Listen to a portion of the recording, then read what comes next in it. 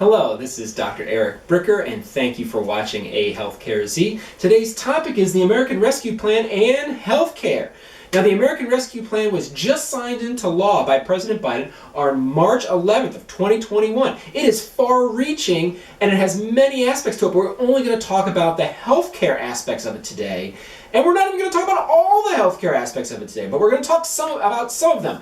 And the first area we're going to talk about is the premium tax credits. So this goes to folks that are on the Affordable Care exchanges, and previously the amount of a subsidy that you could get was maxed out at 9.83% of your household income. Now that amount was lowered to 8.5%.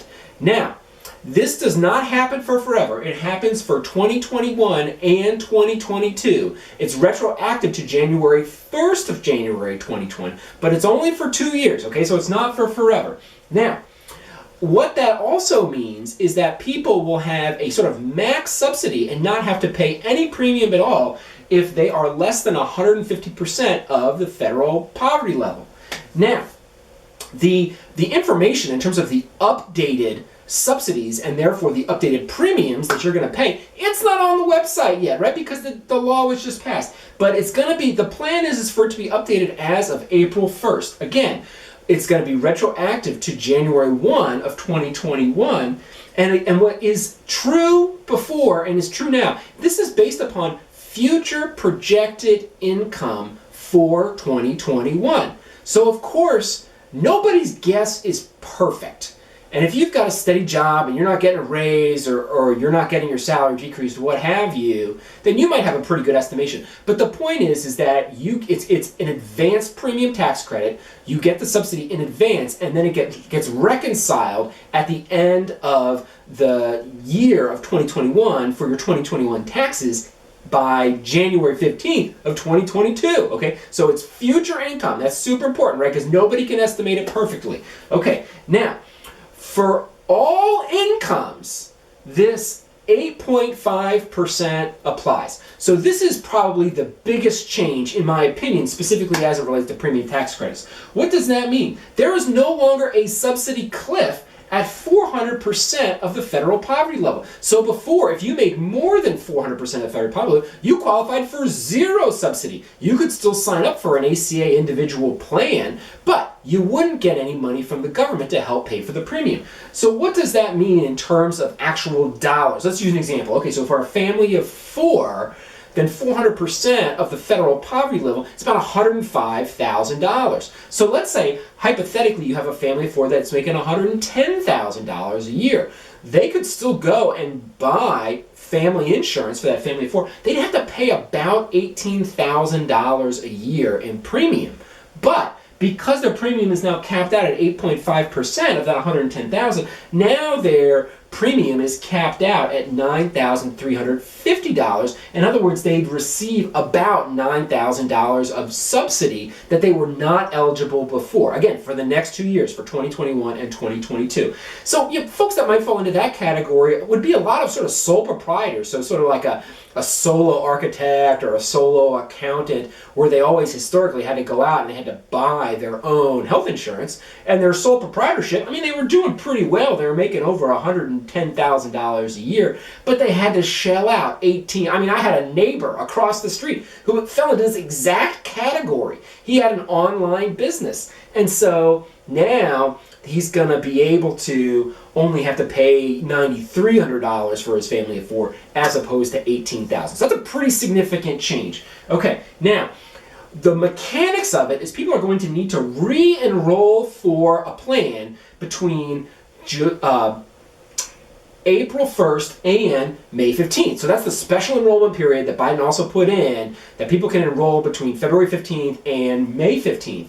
Now, you can do a couple of things. You can re-enroll in this. If you're already in a plan, you can re-enroll in the same plan. You could, if you're not enrolled, you could enroll in a plan. Now, you can enroll in a plan now, but you only have a few more days before April 1st. You can enroll in a plan now, but you just have to re-enroll in a couple of weeks to make sure that you're on the right kind of plan and the right kind of subsidy. Or you could actually then choose a richer plan, right? So if you're getting more subsidy, you might be like, well, I was on a bronze plan and now I want to switch to a silver plan. You can do that, okay? So the mechanics of it is if you want the advanced premium tax credit, then you got to do it, you got to redo it or do it for the first time after April 1st, and then you got to do it before May 15th. Now, you don't have to do that. If you're already on an Obamacare plan and you're like, okay, well, I'm going to get more subsidy now, but I'm just not going to do anything, like, you potentially will still get your money, but you're going to have to wait until your 2021 tax returns by April 15th of 2022, and if you qualified for more subsidy, you get the money then, okay? Now, the other group of people that this would really apply for, because a lot of people that sign up for ACA plans are between the ages of 50 and 64. It's almost like preschool for Medicare. And so a lot of these people don't have dependents anymore. So let's say that they were a single individual and they worked.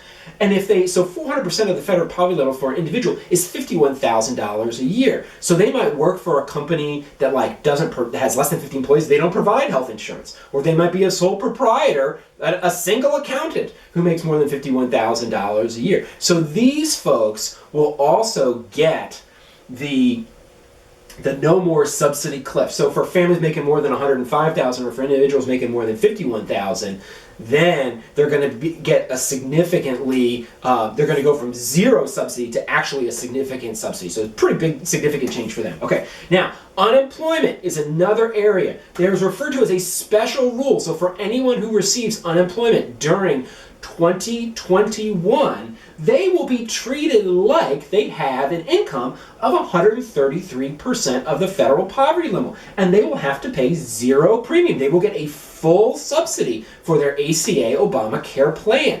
Now, that is important because the family glitch still applies to this unemployment sort of extra benefit. So what does that mean? Let's say you were working at a company and you were full-time, but the company had less than 50 employees, so you didn't get any health insurance to them, but you filed but you got laid off or what have you, and you filed for unemployment, you qualified for unemployment, you started receiving unemployment. But let's say you had a spouse, and that spouse gets their insurance through their job, or even has insurance offered, is eligible through that job. Then you do not qualify for this subsidy because of the family glitch. And the family glitch says if you are eligible for employer-sponsored insurance anywhere, i.e. you're unemployed, you don't qualify anymore, but you got a spouse who is employed and they do qualify, then you don't get a subsidy. And the reason that this was done with the original ACA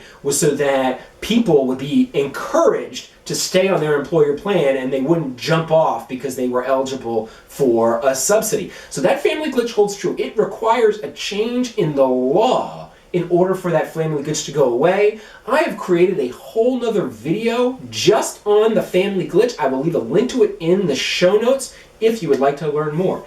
Now, the last point that we're going to go over is in regards to Cobra. So the American Rescue Plan has changes for Cobra as well. It says that people who go on Cobra are eligible for 100% of that Cobra premium to then be paid by the federal government, but only for April 1st through September 30th of 2021. It's only for 6 months of this year. So in that previous example, when I was talking about the person who, lost their job, let's say they were laid off, but they were still eligible for, or maybe they were fired, they're still eligible for Cobra. Now, in that situation, you would actually potentially want to sign up for the Cobra for 6 months because the government is going to pay for all of your Cobra premium for that. But again, it's only for 6 months. It's not for forever. So this Cobra piece is a temporary solution. And I think the implications on the employer side for the Cobra piece is potentially a mixed bag, right? So Cobra historically was a higher risk population because people that were actively using their health insurance were then subsequently motivated to pay the Cobra premiums. But the Cobra premiums were super expensive. And so even a lot of people who were actively using healthcare might not have paid their Cobra premiums because they just couldn't afford it. And so now those high risk people who are generating a lot of claims, they have zero out-of-pocket costs now for the next 6 months. So you as an employer, you might have more risk in your Cobra population over the next 6 months as a result of this change from the American Rescue Plan. Now, the flip side of that is that if the person is like responsible and actually goes through the motions of signing up for Cobra, and they just do it because they want to be responsible and have insurance either for themselves or for their family, but they don't really even use it, then they should sign up for Cobra too, because then you're going to get money from the federal government as a company to pay for their Cobra, but they're low risk, so they might not use the Cobra benefits at all during those 6 months.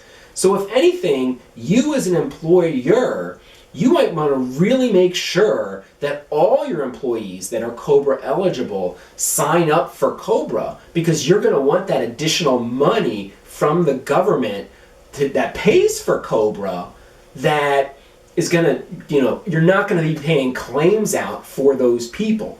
So that's a way to think about the Cobra benefits associated with the American Rescue Plan. So we got premium tax credits, we got the unemployment special rule, and we got Cobra. There's also things related to Medicaid expansion and CHIP that I won't go into today, but I'll leave a link in the show notes. There's actually an excellent piece from CMS and an excellent piece in Health Affairs that this information is based off of. So I'll leave a link in the show notes if you'd like to read those. And that's my point for today. Thank you for watching A Healthcare Z.